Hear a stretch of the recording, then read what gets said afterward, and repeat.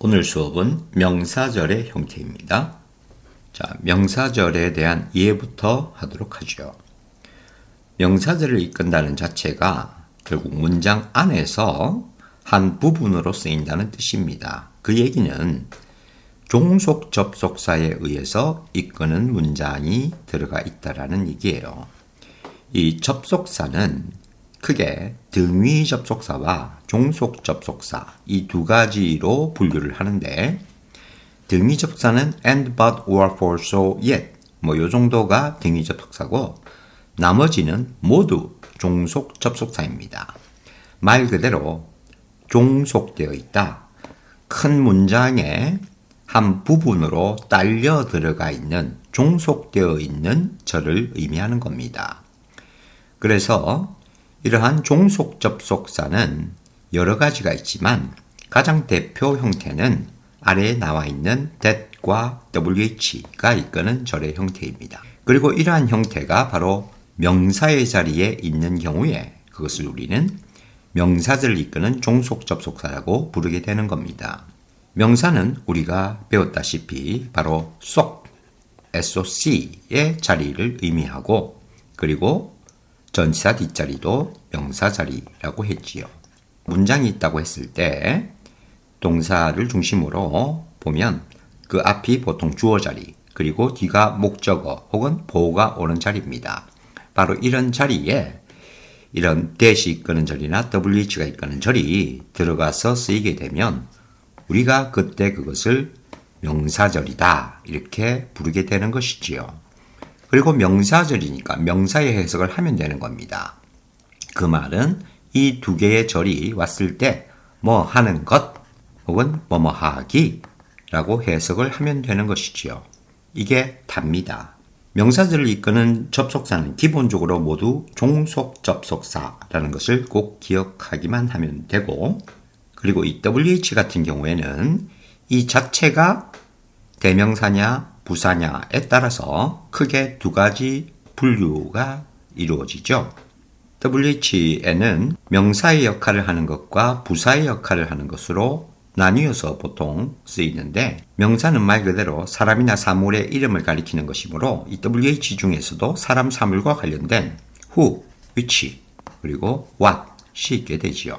그 다음 부사는 시간, 장소, 방법, 이유와 관련한 것들이니까 when, where, why, how 이렇게 있는 것이죠. 그래서 이것들이 자체적으로 이런 기능을 한다라는 얘기입니다. 그래서 단지 차이가 있다면 이 명사의 역할을 하는 이놈들은 자체가 명사의 역할이니까 뒤에가 불완전하다. 부사의 역할을 하는 것들은 어차피 써도 개떨거지니까 문장의 기본 구성 요소에는 영향을 미치지 않는다. 그래서 뒤에가 완전한 문장이다. 이런 차이가 있을 뿐입니다. that은 무조건 종속 접속사의 역할만 하기 때문에 완전한 문장이 오는 거죠.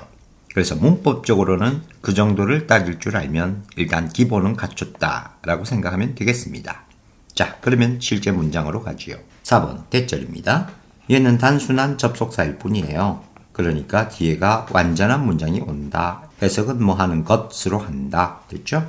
I believed. 나는 믿었다. 목적어 자리에 있으니까 명사절이다. 그래서 뭐 하는 것으로 해석한다. Our souls가 live 한다는 것이죠. 우리의 영원히 살아간다는 것이라고 믿는 겁니다. 5번 가죠. What이라는 놈은 흔히 이 that과 대비되어서 어법 문제로 자주 출제하는 포인트다. 일단 그 정도만 알아두죠. What은 방금 옆에서 얘기한 대로 이 자체가 접속사이면서도 명사의 기능을 하기 때문에 이 뒤는 명사가 빠진 불완전한 문장이 온다. 이렇게 이해를 일단 하면 되고, 역시 뭐 하는 것이란 해석을 하면 됩니다. 의문사 what으로 쓰일 때는 무엇이란 해석을 하기도 하지요. 자, 일단 요 정도만 챙깁시다. 예문 what, he said, 그가 말했던 것은 요까지 주어 자리에 있는 명사의 역할을 하는 절이고, 보다시피 he said만 있지 said의 목적어가 없는 불완전한 문장이다 라는 것도 확인 가능하지요. 그래서 그가 말했던 것은 is not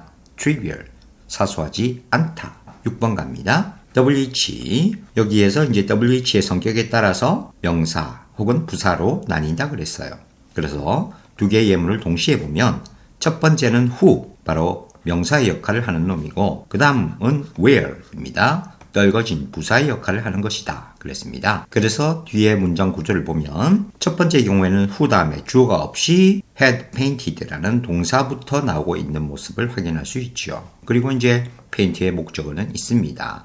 결국 주어가 없죠. 이 자체가 바로 주어의 역할을 담당한다라는 얘기입니다. 접속사이면서도 주어인 명사 역할을 대신한다 라는 겁니다. 아무튼 이 전체는 명사절로서 뭐 하는 것이라고 해석을 하는 거죠. 그래서 해석을 하면 He asked me, 그는 나에게 물었다. 누가? 후니까 누가 주어가 없으니까 누가라고 주어로 해석하는 겁니다. 누가 had painted, 이전에 색칠했는지 그 그림을 색칠했는가 하는 것을 나에게 물었다. 그러니까 자연스럽게 해석하면 누가 그 그림을 색칠했는지를 나에게 물었다가 되겠죠. 그 다음 문장. Could you tell me? 나에게 말해줄 수 있습니까? 여기서부터 직접 목적어 역할하는 역시 명사들이죠. 어디에 여기 있는지 하는 것을 나에게 말해줄 수 있습니까? 자연스럽게 해석하면 어디에 여기 있는지를 나에게 말해줄 수 있습니까? 그 다음 7번에 WH에 ever가 결합된 형태예요. 문법 용어로는 복합관계대명사라고 하는데 그 용어 참 마음에 안 듭니다. 그냥 WH ever라고 이해하는 것이 더 나아요. 이 WH도 6번에 봤던 WH와 똑같습니다. 그리고 이때는 대명사류만 쓰일 수가 있어요. 소위 복합관계 대명사만 쓰입니다. 명사절에 올 수 있는 것은 오로지 복합관계 대명사입니다. 복합관계 부사는 안 돼요.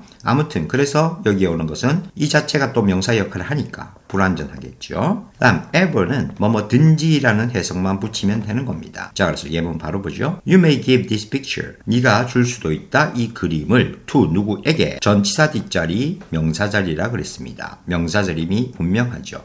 그 다음에 who니까 누구고 ever니까 든지입니다. 그래서 누구든지가 되겠죠. 뒤에 문장 구조도 보면 once 다음에 it이라는 목적어가 없습니다. 이 자체가 바로 또한 명사인 주어의 역할을 대신하고 있음을 알 수가 있는 거지요. 누구든지 그것을 원하는 사람에게 라고 해석하면 되겠죠. 즉 그것을 원하는 누구든지에게 이 그림을 줄 수도 있다. 혹은 주어도 좋다. 라는 해석을 하면 되겠습니다. 지금 우리가 이런 명사절의 맛을 본 거예요. 좀 더 세부적인 내용은 나중에 자세히 다루게 됩니다.